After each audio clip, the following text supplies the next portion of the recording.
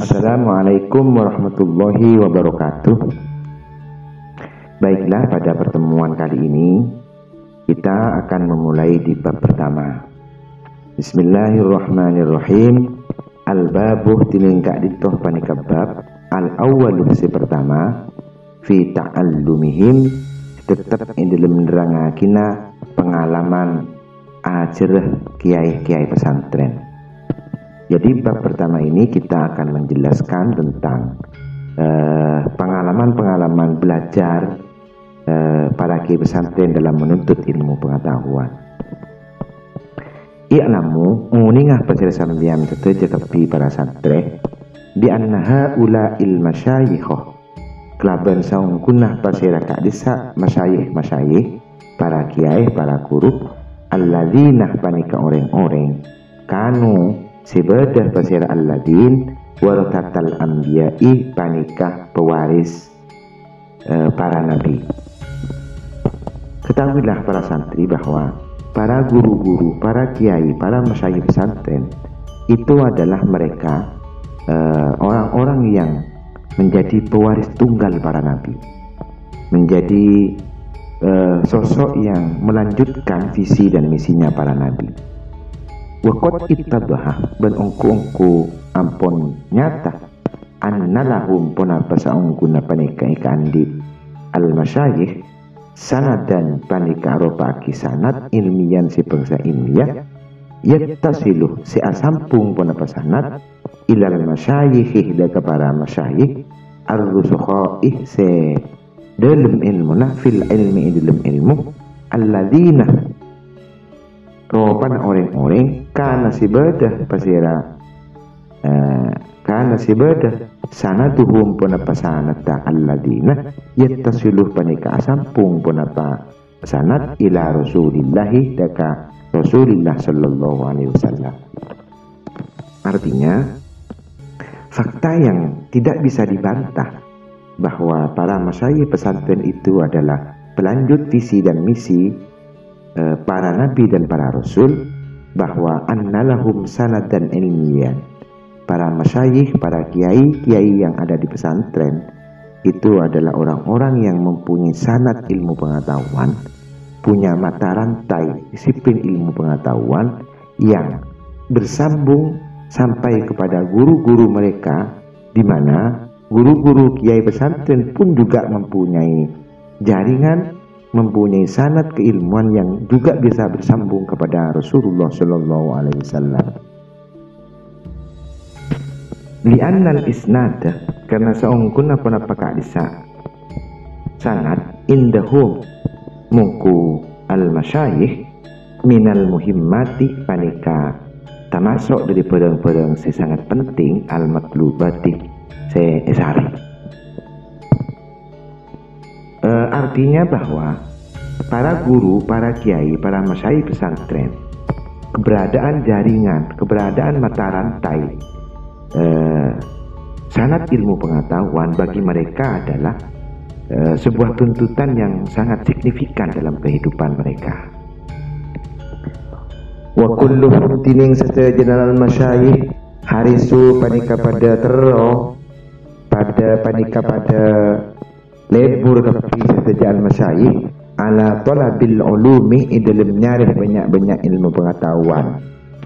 Fayu'tiruna maka pas ngadaaki pasirah al masyayikh al ilmah deka ilmu walau kanu senajana bedah pasirah al masyayikh saja fi daiki aisin panika dalam kas malarnah odi wa ami asirin ban dalam tahun kemelaratan.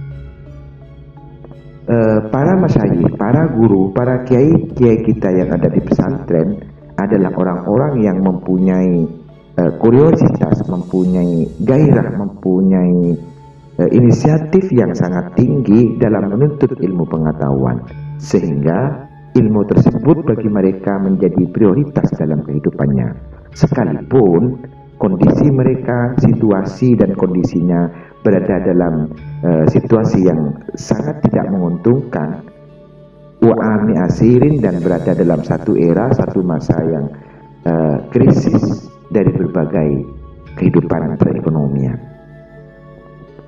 Wahum yujalisunah, wahum tining setejan al-masyayikh yujalisunah panika pada tojuk seteja al-masyayikh inda syaihihim tetin rukurun al-masyayikh li talabil ulumi dalam keakui nyareh banyak-banyak ilmu pengetahuan fi zamanin dalam setong zaman tawilin si apit la yang kusuk setak kurang pun apa zamanin tawil an isrina sanatan an isrina dari 20 sanatan tahun. Artinya sekalipun mereka berada dalam situasi dan kondisi yang sangat tidak menguntungkan, mereka tetap belajar, senantiasa setia untuk menuntut ilmu pengetahuan di hadapan para guru-gurunya. Itu pun mereka lakukan fi zamanin tawilin dalam waktu yang relatif lama, la yang kusuf an isrina sanatan, tidak kurang dari sekitar 20 tahun lamanya. Faminhum, maka panika sebagian dari al-masyayikh man pasira orang lam yangkih sita anika pasira man illa ba'da ayyab luga angin samarina kutu dapat ka umur pasira man khumsinah deka saikat sanatan tauna listigalihim karena sibun al-masyayikh bil ilmi kalaban ilmu. Ada sebagian dari kiai-kiai pesantren yang punya pengalaman menarik, mereka baru berani menikah setelah berusia 50 tahun. Keberanian mereka menunda untuk melepas masa lajang dan bujangnya itu karena faktor listigalihim bil ilmi, karena faktor kesibukan mereka dalam menuntut ilmu pengetahuan, sehingga keinginan gairah untuk melepas dan masa bujang dan masa lajang mereka berani menundanya. Wa minhum ban panika setengah dari al-masyayikh man pasira orang nakah si akatin pasira man fi waqti syababihi waktu ngodenah man lakinnahu tatapina pasira man mulaziman panika tetap ala talabil ulumi dalam nyareh banyak-banyak ilmu pengetahuan ba'da dzalika samarina kadisa nakah. Berbeda dengan pengalaman kiai pesantren yang menikah setelah berusia 50 tahun, ada juga kisah kiai pesantren, guru kita di pesantren yang berani melepas masa lajang dan masa bujangnya pada waktu mereka berusia muda. Namun demikian, setelah mereka menikah di usia muda, pilihan sebagian kiai pesantren dalam melaksanakan praktek pernikahan dini tidak mengendorkan dan meluluhkan gairah mereka untuk menuntut ilmu pengetahuan. Praktek pernikahan dini yang mereka lakukan itu tidak dijadikan sebagai pelindung untuk terbuai dan terlena dalam kenikmatan sebuah pernikahan. Tetapi praktik pernikahan dini yang mereka lakukan justru dijadikan sebagai momentum dan media untuk mengobarkan semangat jihad menuntut ilmu pengetahuan ke jenjang yang lebih tinggi. Bukan sebaliknya, justru semakin kendor. Itu kan tidak baik. Kata orang sekarang, jangan kasih kendor, tarik sis, kan begitu. Benkana beribadah ghairu wahidin pasira salaina orang kesorang minhum dari al-masyayikh yatrukuh panika atinah pasira ghairu wahid zaujatahu daka rajinah ghairu wahid fi baitihi ning etelmah ghairu wahid wa huwa haletining ghairu wahid yatlubuh panika nyareh pasira ghairu wahid al-ulumah daka banyak-banyak ilmu pengetahuan ila kharibil biladi daka luar negara sinina adi datang sekitar 20 tahun kama kata akadia ning daerah Mekah wa Hadramautah ban Hadramaut wa ghairihima ban selainah Mekah sareng Hadramaut.